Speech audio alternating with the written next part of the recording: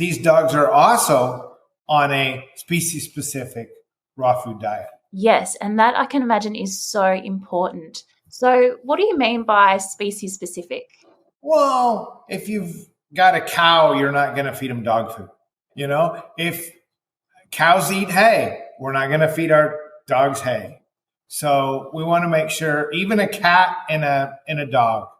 I mean, I know in your job as a canine nutritionist, you probably have a few people call you and say, "Hey, what should I feed my cat?"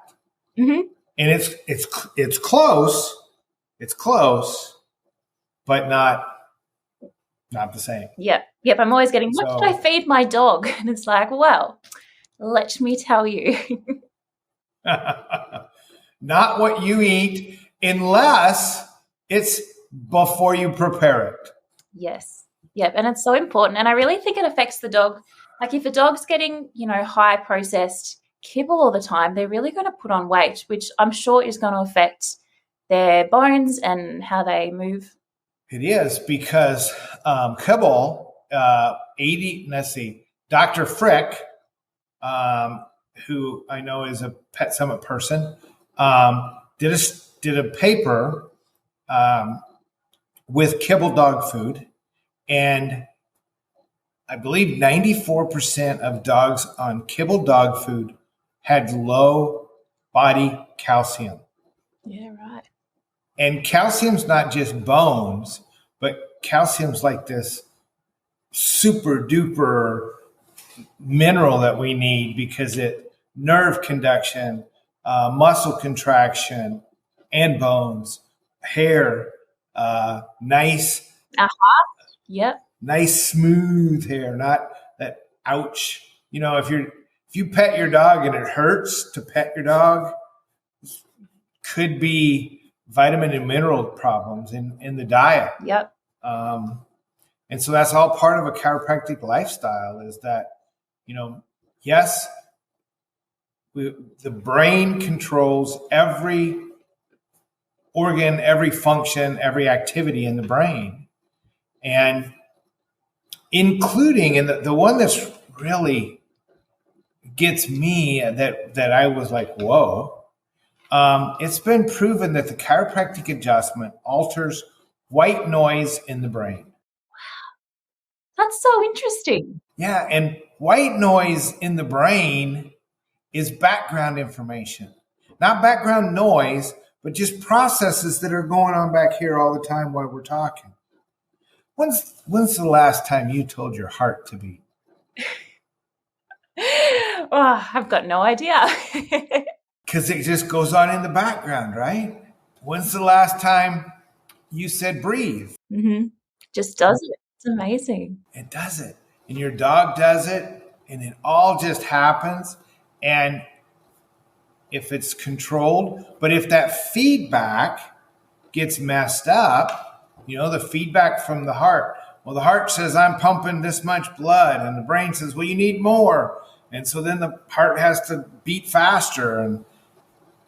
But it's not supposed to be beating faster.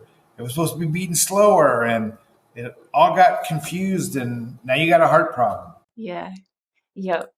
Going back to the species appropriate diet, we know that overweight dogs is a huge epidemic within dogs. A lot are. Exercise. What kind of exercise is going to be good for our dogs? Well, it all depends on your dog, but the best exercise is, and most overall exercise for every muscle in the body, is walking. Not running, not playing ball. It's just a nice steady walk, because it makes the dog use every muscle in their body. When they're running, dogs can bunny hop and use both legs together in the back end, and so they're really not using every muscle. When they, are playing tug or chasing a ball, maybe they're always turning to the right or always turning to the left. And so for most people, with their pet dogs, it's going to be just a good old walk. Yeah, right. And is there particular exercises we can do with our dogs? Oh, you bet. There's all kinds of them. Walking uphill is good. That makes them push. The hard part for a dog is if we have one leg that has had an issue, and it's not the same size as the other one, is to try to get those dogs to work evenly, those legs. Like I'd tell you to go to the gym and do, 25 curls with this arm and 5 with this one. And eventually we'd be getting them together. But that's hard to do for a dog. So dogs react 2 ways when we put something on their foot. The one is easy to help rehab and strengthen that poor leg. The other one takes a little bit more work. Put a piece of duct tape on the pad of your dog. Put it on the good leg. Yes. Okay? Yeah.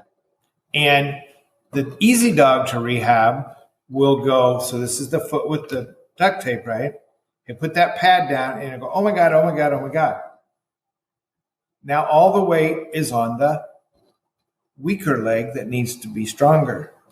So we let him hop around like this for 5-10 minutes a couple times a day. And we took him to the weight room. And that's how easy it is. It just seems so simple. I really like that. Then, if he doesn't care, then we have to put it on the bad leg. And we maybe put, I don't know what your coin is, but I'd use a quarter. Mm-hmm. Put a quarter in there. Yep. So it depends on where you are. I don't know just what small coins coin. are equivalent, but yeah. Oh, not the tiniest coin you have, but a medium-sized coin. Put it on there, and that just adds a little weight to your dog. Yeah. So exercises like, I know whenever I go down to the dog park, I see people playing fetch for an hour, and their dog is running back and forth. Is that any good for the dog's spine? Well, yeah, it is, as long as it's in alignment. But if it's out of alignment, then a lot of times that's just getting it worse. Because if we don't have, I see a lot of dogs come in that are playing at the park, and they turned all of a sudden and have an injury. And they come in and they say, oh my gosh, it just happened. Well, the first thing we do is measure both legs. Okay? And there's 2 ways to make a leg get smaller. One is not use it, which obviously the dog was using it. He was just playing Frisbee. The other one is to have interference to the nerves going to that leg. So if you're not using it, it takes about 7 weeks to get a noticeable difference. If it's a nerve problem, it takes less than 7 days. That is so fast.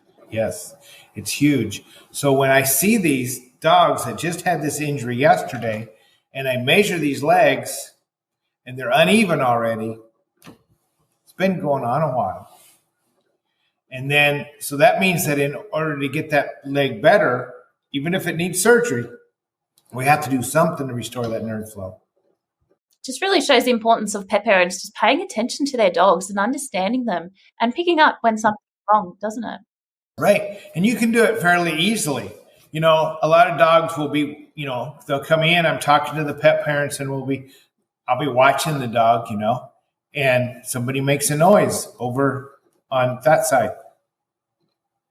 And the dog looks, and then somebody makes a noise over on this side.